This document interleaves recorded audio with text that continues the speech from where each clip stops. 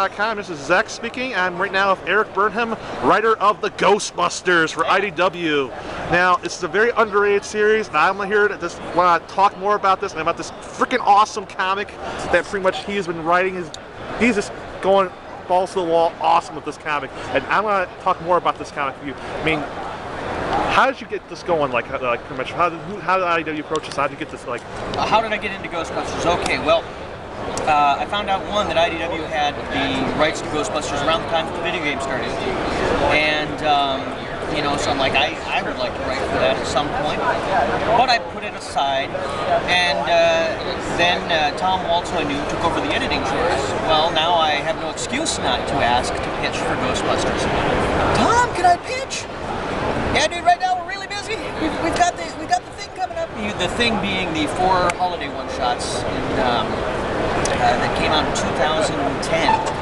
So it was around late 2009 that I approached him. He said, give me a pitch, you know, so that you know, we have it, it can be approved, so it can be ready to roll after the holiday one-shots are done. I wrote up a real quick pitch, which later became, got split into the ongoing into 2 parts.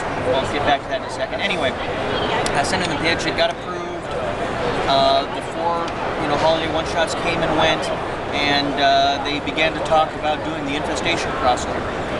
Since I already had a pitch approved, and he knew that I would like to do Ghostbusters and felt I would be a good fit for it, he just asked me to do the Infestation miniseries, the 2 issues with Kyle Hotz, or Hotz. I never did hear how to pronounce his last name, so if I got it wrong, he's a very muscular guy. I hope he doesn't take it offensive.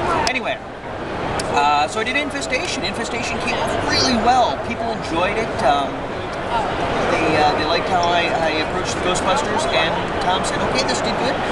Let's see a pitch for an ongoing. I want to see if we can't get that through. So I wrote up a pitch. I took elements from that discarded series, not discarded, the one that I never got to do, and I sent them a 16-issue pitch, you know, for an ongoing. Everything got approved. We did the 16 issues, which was the volume 1 that's collected in the hardcover that we got now.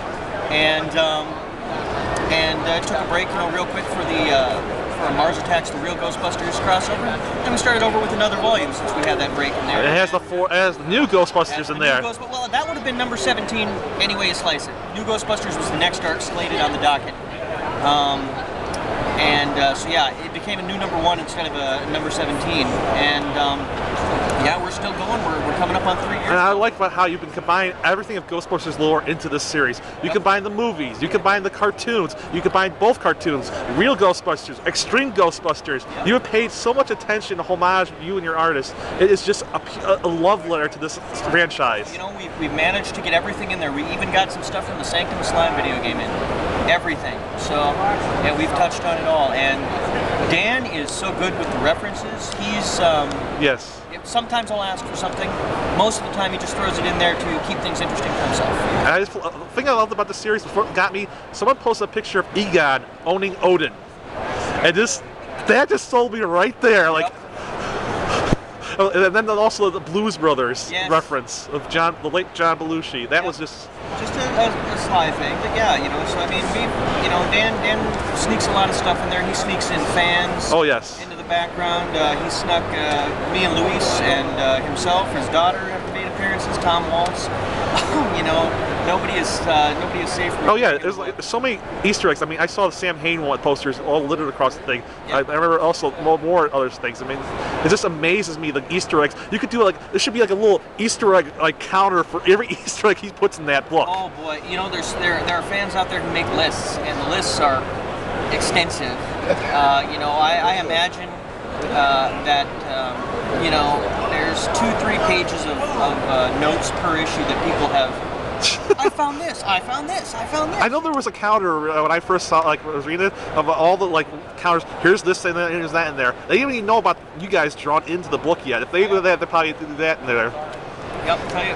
I'll even show you right where the first time Dan threw us in.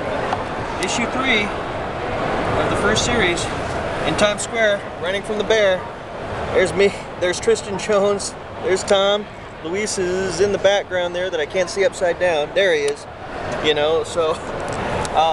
Now tell me what's going on currently at the Ghostbusters. Right now we're doing the 30th anniversary story, an 8-part story. called Mass Hysteria, where the goddess of chaos from the Sumerian religion, the Mesopotamian, Tiamat, which is not as made up as Gozer was, bringing her in just because, hey, look what they did to Gozer back in the movie. People shouldn't be able to do that. That's interesting to Tiamat, so she swoops in just to screw around with it a little bit. Now, will you have any more classic villains show up maybe from the series, or maybe have a return of Vigo, or more Stay Puft? You know what? I tell you what. I won't answer all the questions because you know in some cases I don't know. In some cases I want it to be a surprise. Whether or not it will, I will say for sure. You know what? I'm just going to spoil it. We're going to have Vigo. Dan put the cover out. Number 18. Number 18. Vigo's on the cover. Vigo the Wonderful is coming back. Vigo. Vigo! He's coming back. We've already had Giannis. Yes, He's I know. there, He was in the first, second arc of the thing. Yep. So, but Vigo is coming back. Well, you'll see how he's coming back. Thank you very much. And is there, what's your favorite Ghostbuster to write, or you love all of them, all 8 of them? There's so many. You know, Peter's the easiest for me to write. That's the way I tend to naturally think before I stop myself from speaking. So those things do run through my mind. The most fun to write has actually been Egon. The dry sense of humor has been great, and Kylie's been surprisingly fun. So they're fun in a different way. They're different for me. They're entertaining. And what about the 2 new characters you introduced in the Ghostbusters universe? These 2 guys. Okay, well, Ron Alexander there was part of that initial pitch I did in 2009, where somebody, you know, swipes the schematics of the proton patch, reverse engineers, and comes up with their own knockoff and sets up shop across town. And I wanted him to be, if Peter had no redeeming qualities, you'd get Ron. Just, you know, a Chevy Chase homage. You know, the attitude is just all right there. And Mel, I just, you know, we were doing the Haunted America, the trip across the U.S. arc, and figured, okay, you know, do some FBI agents. It was, you know, kind of a man and a woman, so kind of like an X-Files reference without being an X-Files reference. And I told him just to make sure that it didn't seem like an X-Files reference. It's in New Mexico, you know. Let's make Mel Latina and had Luis come in and give some ideas.